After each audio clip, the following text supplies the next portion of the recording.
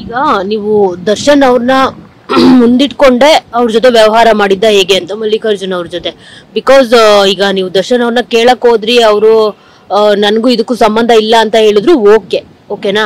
But ವ್ಯವಹಾರ ಮಾಡುವಾಗ ದರ್ಶನ್ ಅವರು ನಿಮ್ ಜೊತೆ ಇದ್ರ ಅಂತ? ದರ್ಶನ್ ಅವರು ಮುಂದಿದ್ರು ಮತ್ತೆ ಅವರ ನೇತೃತ್ವದಲ್ಲಿ ನಡೆದ್ರಿ ಅಂದ್ರೆ ಹೇಳೋದು ತಪ್ಪಾಗುತ್ತೆ. ಬಟ್ ಅವರು ಹೇಳಿರೋ ಪ್ರಕಾರವಾಗಿ ನೀವು ಇವ್ರಿಗೆ ಕೊಡ್ಬೋದಲ್ಲ ಅಂತ ಒಂದು ಮಾತು ಕೊಟ್ಟರು. ಎಸ್ ಜಸ್ಟ್ ಒಂದು ಒಪಿನಿಯನ್ ತರ ಕೊಟ್ಟಾಗ ನೆಕ್ಸ್ಟ್ ಯಾಕಂದ್ರೆ ಅವ್ರದೇ ಒಂದು ಸಂಬಂಧಿತ ಮತ್ತು ಅವರ ವಲಯದಲ್ಲೇ ಒಂದು ಕಾಣಿಸ್ಕೊಂಡಂತವ್ರು ಅಂತ ಹೇಳ್ಬಿಟ್ಟು ನಾವು ಅದಾದ್ಮೇಲೆ ತುಂಬಾ ಸಿನಿಮಾಗಳನ್ನು ಕೂಡ ಅವರೆಲ್ಲ ಸಪೋರ್ಟ್ ಮಾಡಿದ್ರು ಕೂಡ ನಾವು ಕೂಡ ಕೊಟ್ವಿ ಕರ್ನಾಟಕ ವಲಯಕ್ಕೆ. ಬಟ್ ಎಲ್ಲೂ ಕೂಡ ನಮಗೆ ಒಂದು ರೀತಿಯಲ್ಲಿ ಒಂದು ಸರಿಯಾದ ಮಾರ್ಗದಲ್ಲಿ ಒಂದು ವ್ಯವಹಾರ ನಡೀಲಿಲ್ಲ. ಯಾಕೆ ನಡೀಲಿಲ್ಲ ಅಂತ ಕೇಳಿದಾಗ ಅದನ್ನ ಹೇಳ್ಬೋದಾಗಿತ್ತು, ಜೊತೆಗೆ ಅಟ್ಲೀಸ್ಟ್ ಏನಾದ್ರು ಒಂದು ತಿದ್ಬೋದಾಗಿತ್ತು ಅಥವಾ ಬುದ್ಧಿ ಮಾತು ಹೇಳ್ಬೋದಾಗಿತ್ತು. 10 ವರ್ಷದಿಂದ ಇರೋರು ಅಂತ ಹೇಳಿದಾಗ ಒಂದು ಕಾಳಜಿನ ವಹಿಸ್ಕೊಳ್ಬೋದಾಗಿತ್ತು. ಯಾಕಷ್ಟು ನಿರ್ಲಕ್ಷ್ಯ ವಹಿಸಿದ್ರು ಅನ್ನೋದೇ ನಮಗೆ ಯಕ್ಷ ಪ್ರಶ್ನೆ ಆಗಿ ತುಂಬಾ ನಿಗೂಢ ಅನ್ಸ್ಬಿಡ್ತು. ಇದಕ್ಕಿದ್ದಂಗೆನೆ ಅವ್ರದ್ದು ಕೂಡ ಸುಮಾರಷ್ಟು ದುಡ್ಡಾಗ್ಲಿ ಮತ್ತೆ ಬೇರೆ ರೀತಿಯಲ್ಲಿ ಆಕ್ಚುಲಿ ಮೋಸಗಳನ್ನಾಗಿದೆ. ಯಾಕೆ ಅವರು ಕೂಡ ಒಂದು ನ್ಯಾಯ ವಲಯದಲ್ಲಿ ಆಕ್ಚುಲಿ ಮುಂದೆ ಬರಲಿಲ್ಲ, ಕಾನೂನು ಪ್ರಕಾರವಾಗಿ ಯಾಕೆ ಒಂಚೂರು ತಿಳಿಸ್ಲಿಲ್ಲ, ಯಾಕೆ ಅವರಿಗೆ ಅಟ್ಲೀಸ್ಟ್ ಏನಾದ್ರು ಒಂದು ತಿಳುವಳಿಕೆ ಮಾಧ್ಯಮದ ವಿಭಾಗಕ್ಕಾಗ್ಲಿ ಅಂತ ಹೇಳಿಲ್ಲ, ಅದು ನಮಗೆ ಗೊತ್ತಿಲ್ಲ.